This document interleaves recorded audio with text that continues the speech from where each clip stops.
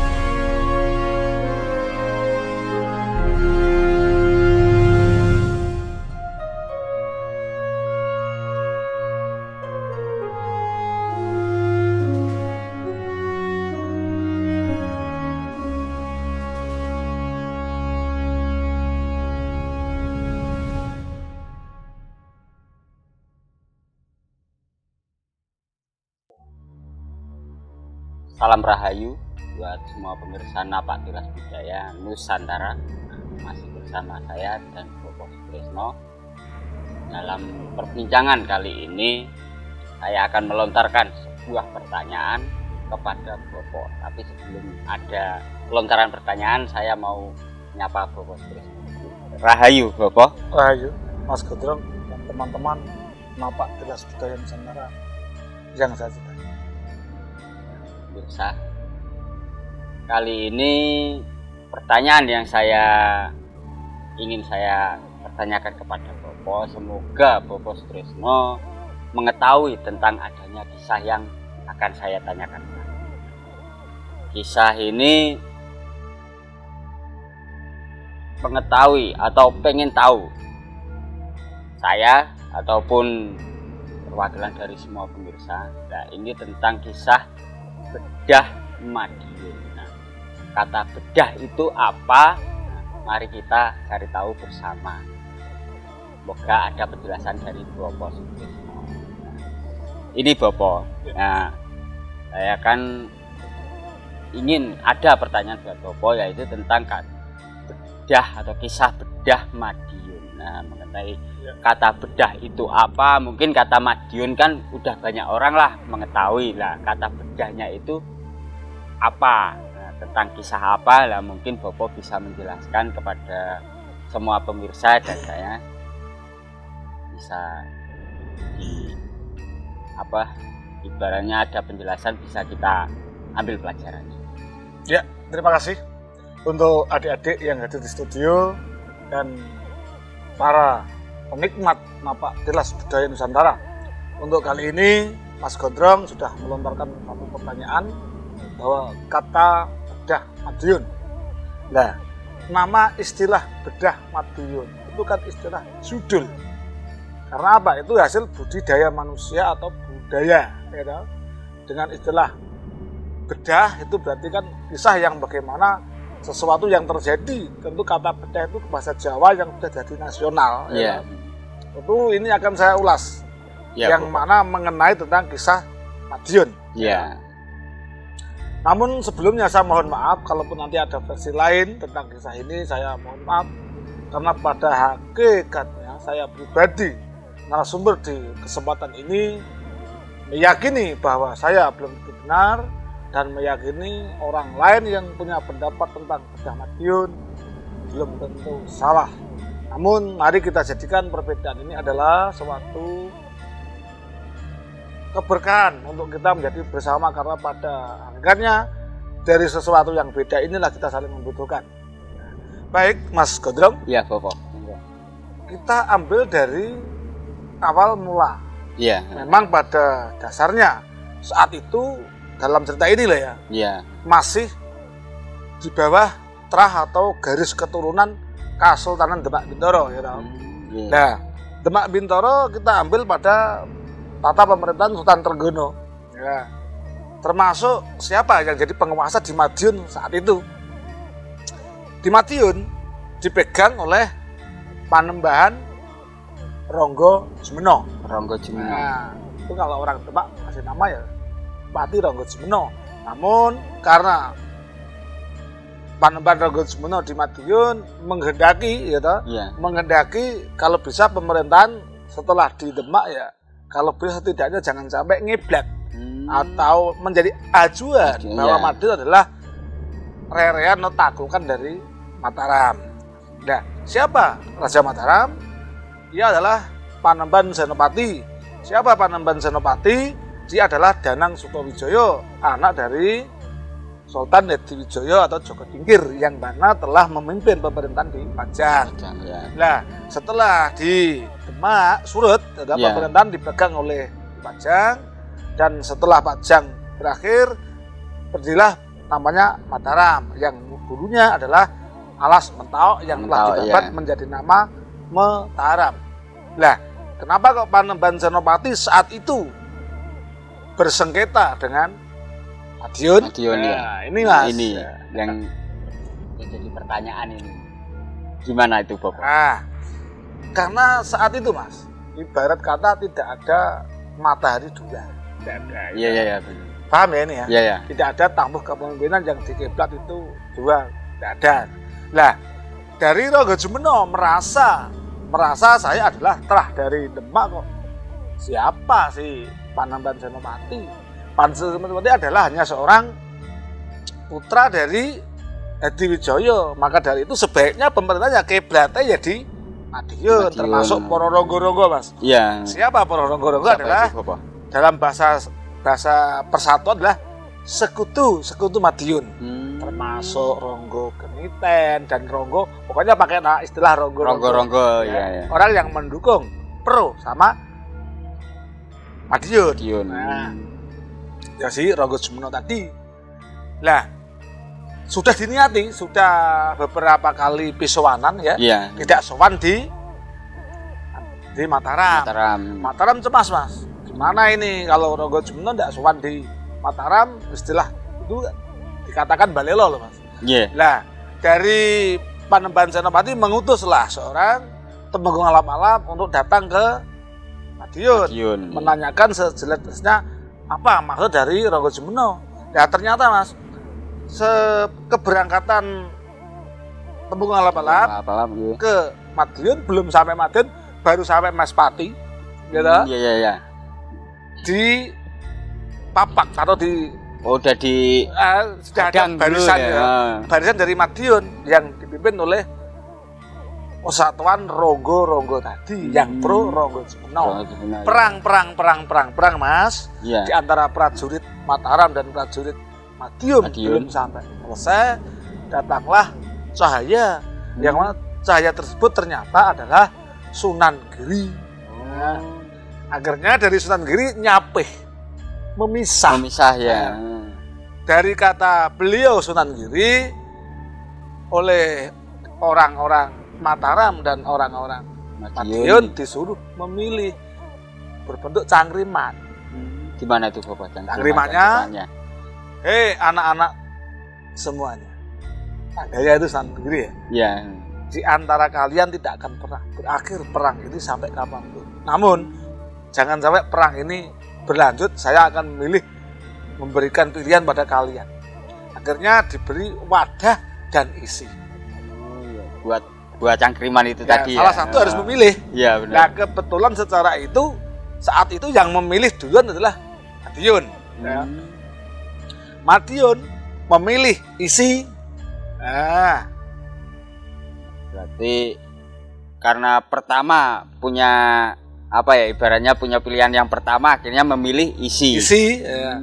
Nah, mau tidak mau dari Ya, Mataram mendapat wadah. Oh, iya.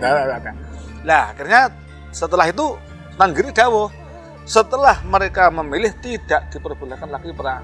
Iya. Benar. Ini menjadi gambaran bagaimana kelanjutan persengketaan antara Mataram dan Madiun. Pulanglah mereka. Sesampai di Mataram. Nah, ini Bapak. Belum sesampainya di Mataram. Nah, ini kan yang di depan mata kita kan udah ada ini. Nah, jadi teman-teman yuk bawa sendiri. Mereka udah siap langsung. Ya, minum ya. Nikmati dulu, Bapak.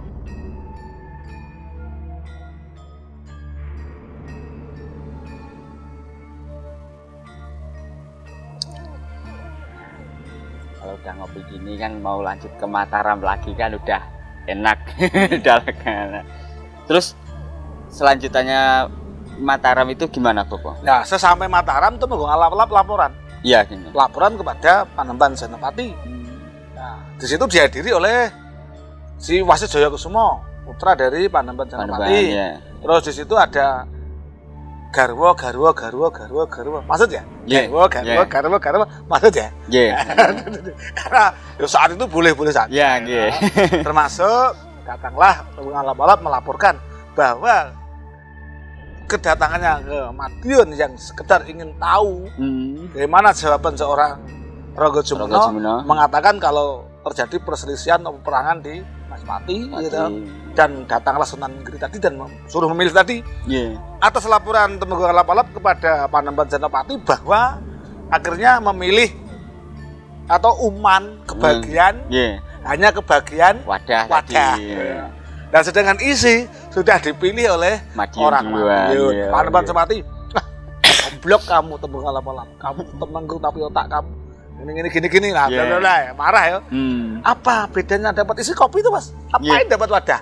Isinya, ibarat isi saya minum, udah sampean. Begitu juga penilaian seorang Panembahan Senopati. Dari pemikiran beliau, bodohlah Temenggung Alap-alap yang tidak milih. Padahal tuh yang suruh memilih kan, yang memberikan pralampito atau gambaran kan Sunan Giri. Nah, oleh Temenggung Alap-alap, maaf Panembahan, saya tidak punya daya dan kekuatan bagaimanapun saya memilih naga. Karena yang disuruh milih adalah Madiun dulu. Ya mohon maaf, bersalah dan siap dihukum oleh Ki Juru Mertani, sesepuh di Mataram, Sareh Nak Mas Panembahan Senopati. Nak Mas Panembahan Senopati menyamakan wadah dan isi. Dengan isi dipilih orang Madiun, penjenengan dapat wadah. Ibarat kopi tadi dia dapat cangkirnya. Ya mohon maaf, ini bukan ibarat minum dan makanan, Nak Mas Senopati. Ini adalah kasunyatan, alam kenyataan. Wadah itu adalah suatu negara, pemerintahan. Isi adalah kaulo, rakyat. Nah, Temenggung Alap-alap hanya dapat bagian wadah, ibarat cangkir tadi, syukuri saja. Saya yakin yang dimaksud Tanggiri pilihan tadi adalah ini suatu gambaran yang harus kita telaah, kita angen-angen. Yakinlah bahwa cangkir itu adalah kayak tempat atau suatu sistem kenegaraan. Isi adalah prajurit. Nah, terus ini ada cara. Ya, gimana itu, Bapak? Ada cara. Ki Juru Mertani kan orang yang sudah pitung Jawanya tinggi, Pak. Tahu ini salah dan benar yang akan terjadi, dia tahu ya. Gini, Nak Mas Panembahan Senopati, ada unen-unen kalah ongkol gunake akane. Ya, Nek, ini ada cara gitu. Jenengan nyuruh sama Nyai Temenggung Adisoro. Siapa Nyai Temenggung Adisoro? Adalah istri Temenggung di Mataram yang suaminya gugur dalam peperangan dan istrinya yang masih muda dan cantik. Kalau mendengar kata cantik itu sepertinya ingin batuk aja. Istrinya itu, Mas, gimana, Bapak? Oleh Ki Juru Mertani disuruh datang ke Madiun. Nanti dulu. Ini kesannya Ki Juru itu apa? Kok Nyai tiba-tiba suruh ke Madiun itu? Itu kan itu ya saya tahu. Itu kan maksud paham ya? Itu kan saya toh. Gini. Adisoro disuruh matur sama Ronggo Jumeno di Madiun mengatakan bahwa Mataram telah nungkul atau mengakui kekalahan pada Madiun. Nanti dulu saya tidak kalah, hanya syarat oleh Ki Juru. Iya. Nah, sekarang panggil dulu Nyai Temenggung Adisoro. Disuruhlah prajurit dan kembali bersama Nyai Temenggung Adisoro. Adisoro, ya Ki Juru, saya pesan sama kamu saya suruh ke Madiun. Nanti sesampai Madiun kamu bawa kembang setaman. Kembang setaman, ya. Kembang setaman itu sudah banyak yang tahu. Yeah. Nah, kembang itu nanti dicampur dengan air, disaruh di wadah untuk membasuh kaki Ronggo Jumeno. Ya, yang mana air basuhan nanti mau digunakan Panembahan Senopati untuk keramas. Jadi ini kan suatu simbol. Iya, iya. Di air dipakai nyuci kaki, ya. gitu. Suciannya itu tidak dibuang, tapi dibawa ke Mataram untuk keramas Panembahan Senopati. Itu dalam bahasa ada yang mengatakan penghinaan juga boleh, tapi itu bukti ketok nek bener-bener tunduk, gitu loh Mas. Iya. Maksudnya? Iya. Nah, terus Panembahan Senopati ya tanya, senang ya kamu ya disuruh menemui Paman Ronggo Jumeno? Ya karena lebih tua, tapi saya sadar kok dia tuh orangnya ganteng. Loh kok cemburu toh. Jadi malah seperti kayak salah paham gitu ya. Nah, nanti engko nek awas kalau kamu membasuh kakinya terlalu tinggi nanti kamu tak si Adisoro, Temenggung Adisoro. Yeah. Maaf toh, Panembahan saya kan hanya suruh kan. Iya, benar. Kalau memang saya tidak disuruh ya saya tidak berangkat apa-apa. Enggak mungkin basuh itu ya. Jangan gitu toh ya. Ya wes, nek basuh kaki jangan tinggi-tinggi. Iya. Teko pupu ya ora apa-apa gitu. Gitu. Iya, benar. Kecemburuannya tinggi ya Mas. Terlalu cemburu ya. Bukan Adisoro itu rondo ayu turun. Iya. Akhirnya berangkatlah ke Madiun ya. Atas kecemburuan seorang Panembahan Senopati tetap menyuruh prajurit-prajurit untuk memata-matai jangan sampai gede cilike disenggol kulite. Tidak boleh disentuh sedikit pun oleh orang lain. Terlalu diawasi gitu. Padahal itu bukan bukan. Katakanlah istilahnya. Pokoknya saat itu ya diboleh-bolehkan saja. Akhirnya Mas, sesampai di Madiun menyampaikan apa adanya bahwa dia manungkul dan banyu air basuhan untuk dipakai keramas Senopati, ternyata itu mau dengan senang hati. Dengan senang hati dibasuh kakinya pakai gending-gending. Contoh kecil gini. Apa bapak itu? Sinom itu loh. Oh iya. Ngagungi ngeksi gondo dan lain-lain. Panembahan Senopati itu dari awal mula gending itu, Pak. Gendingnya. Mungkin orang jauh dah banyak yang tahu. Setelah dibasuh dibawa pulang ke Mataram. Ternyata Mas, itu suatu cara Ki Juru Mertani untuk mengurangi kekuatan yang ada di tubuh seorang Ronggo Jumeno di Madiun.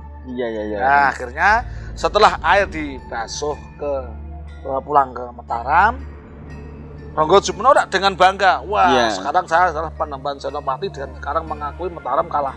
Nah, para sekutu-sekutu itu yang Ronggo tadi dari Malang, dari Sumenep, kamu pulang saja.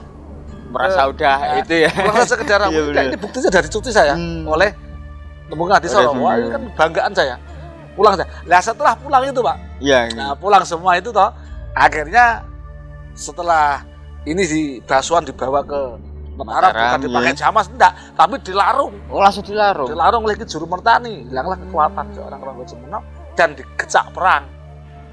Dikecak perang di Madiun, kalah Madiun.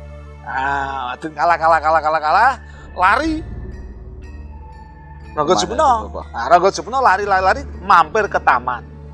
Di mana tempat putrinya yang bernama Retno Jumilah. Retno Jumilah ya, ada yang manggil Retno Jumilah. Ya. Ada versi yang namanya Retno Dumilah. Ya. Tapi kita anggap sama saja. Ya, sama saja. Lah, saya lebih erat dengan pakai Jumilah ya, Retno Jumilah karena Jumeno tadi ya. Lah akhirnya datanglah ke Taman Sari menemui anaknya. Padahal dulu seorang Ronggo Jumeno pernah ngidam-ngidam agar saya sepatnya punya cucu, gitu loh. Saat keinginannya itu ya. Lah oleh Retno Jumilah bersumpah, Mas. Gimana itu Bapak sumpahnya? Saya akan mendapatkan suami atau saya akan menikah setelah ada morotuwa nyembah mantu. Nah, ini. Ya, mungkin yang belum tahu atau yang sudah tahu, apa kita simak bersama. Jadi adanya perbincangan ini enggak disalahpahami atau enggak membuat orang itu gampang untuk salah penangkap, atau kalau bahasa nasionalnya ini ya Bopo, salah pengertian gitu ya. Komunikasi. Ya. Mari kita simak bersama-sama. Terus gimana itu Bopo Ya, yang terjadi? Sumpah seorang Retno Zumillah Iya. bahwa saya akan ngestokke Dawe Romo mempunyai suami dengan harapan suaminya yang benar-benar kuat untuk membela Madiun. Ternyata sumpah seorang Zumillah agar nanti saya dapat suami jikalau ada seorang mertua yang nyembah mantu. Lah, ini dikait-kaitkan oleh Rogo Sumono. Jangan-jangan ini gambaran kamu nanti kenyataan. Kok saya merasa kamu nanti diboyong di Mataram, terus saya harus sujud di hadapan Panembahan Senopati. Dan itu kan kalau terjadi kan menantu saya. Enggak mau saya. Gitu. Akhirnya malah nggak mau itu. Mau Mas. Akhirnya memilih dia pasrah sama anaknya. Saya titip Madiun karena saya sudah dibedah oleh orang-orang Mataram dan saya kalah, dan para ronggo-ronggo yang mendukung saya sudah pulang semua. Ya. Dan saya kalah dan saya serahkan Madiun ke tangan anak saya Rasulullah, dan saya kasih suatu pusaka yang bernama Kiai Kolo Gumarang. Kiai Kolo Gumarang itu pusaka ya, yang pusaka itu diberikan pada Rasulullah. Jikalau nanti orang-orang Mataram dekat sama kamu, tamake pusaka kuwi. Akhirnya karena ayo Fadil datang ke akhirnya Rogo Sumono dan putranya yang nama Lontang Kusumo ya, Lontang Kusumo meninggalkan Madiun, bedah Madiun, bedah oleh Mataram, dan oleh Rasulullah menghadapi Panembahan Senopati. Perang Mas, perang pokoknya ndak perang silat ndak ya. Iya. Setelah mau marah ditamani Soko Kolo Gumarang, Panembahan Senopati lari Mas, lari. Rasulullah mengejar. Iya. Sesampailah di luar Madiun, Panembahan Senopati ketemu Ki Juru Mertani. Loh, kenapa Mas Panembahan kok lari? Maaf Juru, saya baru saja kewirangan. Belum masalah, saya baru saja perang ketemu sama putri yang bernama Rasulullah. Kok saya ditamani pusaka, saya kok lari? Saya mau pulang ke Mataram. Loh, tujuannya apa? Ambil tumbak Kiai Pleret. Wah, kesuwen. Lagi Juru. Iya. Jadi kan teman bawa pusaka. Loh, pusaka ini tuh Kiai Cote ini saya kira kok masih kalah dengan pusaka yang dibawa Rasulullah. Karena pusaka ini tuh ya maaf sekali. Ya, ini pusaka kalau saya lihat dari pamor yang digunakan oleh Rasulullah benar-benar seperti mempunyai aura yang lebih tinggi. Lah, enggak usah kamu Mas Panembahan Senopati kundur ke Mataram. Nanti kalau kundur ke Mataram balik sini lagi ya udah bener. Udah selesai. Kamu bawa pusaka kok. Kamu bawa pusaka Mas? Enggak bawa. Nah ini diminta lagi Juru. Iya. Diminta contohnya gini. Ini. Di sini. Loh, kamu tuh membawa pusaka yang ampuh Mas. Mana? Tuh. Itu masih belum paham maksudnya apa? Dibesiki kasih bisikan setane adalah wong lanang gamane ya siji kuwi Mas. Oh iya. Wong sing ngecat wong wedok, yang ngejar perempuan toh. Yang ngejar kan perempuan ya, sing ngecat kan wong lanang gamane ya siji kuwi toh. Satu ya. Suatu jimat yang di mat-mat lah disuruh namake Mas. Oh iya. Panembahan Senopati yang tidak keris loh ya. Iya. Yang bawaan dari sono loh ya. Bawaan dari namake kelahiran. Lah. Iya, Bapak. Terus gimana? Udahlah nanti tak kasih coba pengasihan. Kamu akhirnya dikejarlah. Bismillah, terus Ki Juru diminta untuk ngiseh sementara. Nek namake pusaka kan tidak boleh dilihat orang Mas. Iya benar. Harus secara pribadi. Kalau ditamake pusaka kuwi. Nah akhirnya Rasulullah ketemu sama Panembahan Senopati dan dia mengakui saya kalah, saya kalah. Saya cukup kalah saja. Karena apa? Saya sumpah, saya bertarung saya berani. Iya, saya berani melawan siapapun saya berani. Tapi kalau melawan wong ayu saya tidak berani. akhirnya saya nyerah dan simpel kata, akhirnya setengah dipaksa, gitu, akhirnya kena jumlah oleh pusaka Panembahan tadi, ya. Akhirnya dia pasrah bongkoan, pusaka yang bernama Kala Gumarang dibawa oleh Panembahan Senopati dan dibawa pulang ke Mataram. Otomatis jumlah kan tidak punya apa-apa, langsung diboyong ke Mataram menjadi istri yang keberapa kali saya kurang paham, kesekian gitu ya. Kita tidak tahu detailnya, Mas. Nah, dasarnya, Mas, kenapa toh Rangga Jumna tadi kok tidak suka sama Mataram? Kenapa? Ya. Apa itu, Bob? Kalau dihitung Trah, Rangga Jumna kan Trah putra Sultan Trenggono dari Demak, ya toh, dasarnya kan itu. Nah, sedangkan Panembahan Senopati kan hanya cucu dari Joko Tingkir. Joko Tingkir adalah menantu Sultan Trenggono. Kalau dihitung dekat sama dekat ya, tentu lebih dekat, merasa lebih dekat seorang Rangga Jumna. Demikian tadi kisah Tundung Madiun atau Bedah Madiun. Jadi tentunya kalaupun ada versi yang lain, sekali lagi saya sampaikan di depan tadi, saya mohon maaf yang sebesar-besarnya. Dan mungkin di lain kali bisa kita sambung lagi dengan tema-tema Bedah Nusantara yang lain. Terima kasih. Ini makasih banyak, Bobo. Nah, sedikit banyaknya kisah ini kan bisa memberi pelajaran lah, terutama buat saya dan buat semua pemirsa Napaktilas Budaya Nusantara di mana saja. Jadi kan adanya cerita atau sejarah-sejarah kisah tentang semua kisah yang ada di Nusantara kan kalau enggak kita lawan dengan apa ya, ibaratnya saling berbincang, saling ngobrol, usaha untuk tahu lah. Iya, akhirnya kan kita memasa bodohkan lah tentang budaya kita sendiri kan gitu. Nah, udah sedikit banyaknya obrolan saya dan Tondrong bersama Bu Roskrisno bisa diambil pelajaran. Ada sedikit banyaknya kesalahan, jangan dibuat suatu perdebatan. Ambil pelajarannya yang baik. Salam.